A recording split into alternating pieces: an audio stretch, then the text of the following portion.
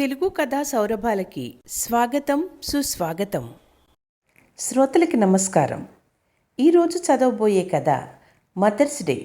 రచన పఠనం వి శారద. ఇది మన తెలుగు కథలు .comలో ప్రచురించడం జరిగింది. ఇక విందామా? జానకమ్మకి కొడుకంటే పిచ్చి ప్రేమ.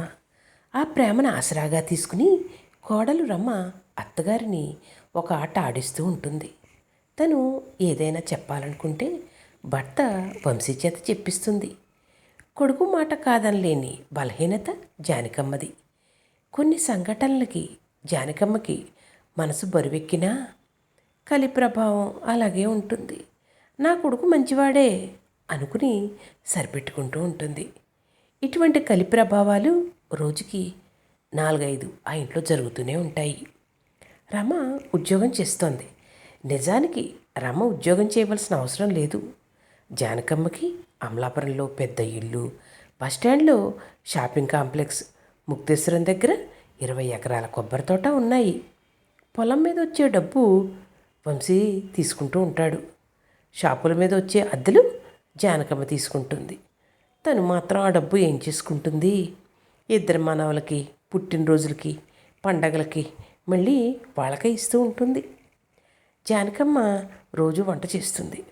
ఆదివారాలు మాత్రం రమ చేస్తుంది. కానీ నెలలో 2 ఆదివారాలు ఏదో వంక పెట్టి బయట తినేస్తుంది రమ. అప్పుడు ఆ ఆదివారాలు కూడా జానకమ్మే వంట చేయవలసి వస్తుంది. జానకమ్మకి భర్త పోవడంతో కొడుకు దగ్గరకు వచ్చింది. వచ్చినప్పటి నుంచి ఇక్కడ పనే. అమలాపురంలో అయితే పాలేరు ఉండేవాడు కాబట్టి పై పనంతా వాడు చేసేవాడు. తనక ఓపిక తగ్గిపోతుంది. కోడలు వంట మనిషిని పెట్టినా బాగుండేది, చేయలేకపోతున్నాను అనుకుంటూ ఆదివారం ఉదయాన్నే పూజ చేసుకుని కోడల కోసం ఎదురు చూస్తుంది. ఇంకా లేవట్లేదేమిటా అని. ఇంతలో కొడుకు కోళ్ళు రెడీ అయ్యి బెడ్రూమ్లోంచి బయటకు వచ్చారు. వాళ్ళని చూడడంతో జానకమ్మ నీరు కారిపోయింది. అయితే వీళ్ళు బయటకు వెళ్తారన్నమాట. ఈ పిల్లల్ని చూడడం నా వల్ల కావట్లేదు. వీళ్ళ అల్లరి భరించలేకపోతున్నాను. తల్లి అంటే భయం కొద్దీ నోరు మూసు కూర్చుంటారు, కానీ తల్లి దగ్గర లేకపోతే నన్ను ఒక ఆట ఆడిస్తారు. అమ్మో, వీళ్ళని భరించడం నా వల్ల అవ్వట్లేదు అనుకుంటోంది జానకమ్మ. ఇంతలో కొడుకు, అమ్మా, ఈరోజు మదర్స్ డే, అంటే తల్లిని గౌరవించే రోజు. నీ కోడలు నీకేదో గిఫ్ట్ కొంటోంది, అందుకే బజార్కి వెళ్ళొస్తాం అన్నాడు కొడుకు. అదేమిట్రా, అప్పుడే 9:30 దాటుతోంది. ఎప్పుడు వెళ్ళి ఎప్పుడు వస్తారు? వంట ఎప్పుడు చేస్తుంది అంది ఆందోళనగా. ఎక్కడ వంట తన మీద పడుతుందోనని భయపడుతూ. కోడలొచ్చి, అత్తయ్య గారు, ఈరోజు మదర్స్ డే కదా, మీకు నచ్చిన ఐటమ్స్ చెయ్యండి, సరేనా? ఎటు మీ పూజ అయిపోయింది కాబట్టి వాషింగ్ మిషన్లో బట్టలు వేసి అప్పుడు వంట మొదలుపెట్టండి. ఇదిగో పిల్లలు, మా అమ్మను విసిగించకూడదు, సరేనా? వెళ్ళొస్తాం అత్తయ్య గారు అంటూ వెళ్ళిపోయింది. జానకమ్మ అనుకున్నదంతా అయింది. ఎక్కడ లేని నీరసం వచ్చేసింది. ఉదయాన్నే అయితే చేయగలదు, కానీ ఎండెక్కిన తర్వాత వంట చేయలేదు. వాషింగ్ మిషన్లో బట్టలేసి పని మనిషి కోసం ఎదురు చూస్తుంటే పక్కింటి పార్వతం చెప్పింది, ఈరోజు పని మనిషి రాదని, మాకు కబురు చేసింది అని. అయ్యో అలాగా? అయితే ఈ పని కూడా నా మీదే పడింది. మా కోడలు అమ్మ రోజని నాకు గిఫ్ట్ కొనడానికి బజార్కి వెళ్ళింది. ఇప్పుడు వంట కూడా నేనే చెయ్యాలి అంది బాధగా. అదేమిటి, మదర్స్ డే అంటే నేను కూర్చోబెట్టి నీకు చేయవలసింది పోయి నీ చేత పని అంతా చేయించడం ఎంత దారుణం.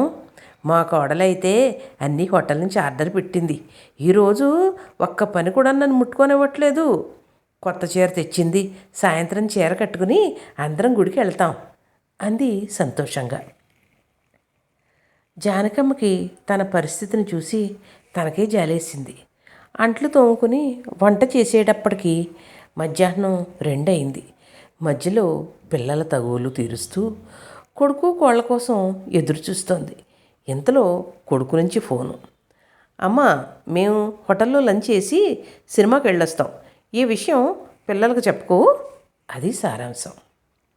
జానకమ్మకి ఉక్రోషం, ఉడుకు మొత్తనం వచ్చేశాయి. ఏమీ చేయలేని, ఎవరిని ఏమీ అనలేని తన అసహాయ స్థితికి ఏడుపు వచ్చింది జానకమ్మకి. పిల్లలకు అన్నం పెట్టి తను తినేటప్పటికీ 3 అయింది. సాయంత్రం చీకటి పడుతుంటే కొడుకు కోళ్ళు వచ్చారు. పిల్లలకి కర్రీ పఫ్లు, చాక్లెట్లు తెచ్చారు. ఆ 2 జానకమ్మ తిననివే. పిల్లలు అడిగారు, అమ్మా మా అమ్మకేం తెచ్చారు? మీ నాన్నని అడుగు అంది కోడలు. తండ్రి కొడుక్కేసి చూసి, మా అమ్మకి ఎక్కువేమిష్టం? పువ్వులు. పెద్ద పూల బొకే కొన్నావా? చాలా బాగుంది. సినిమాకి వెళ్ళాం, పక్క సీట్లో పెట్టి తీసుకురావడం మర్చిపోయాం. అందుకే అమ్మ కోపం వచ్చింది అన్నాడు కొడుకు.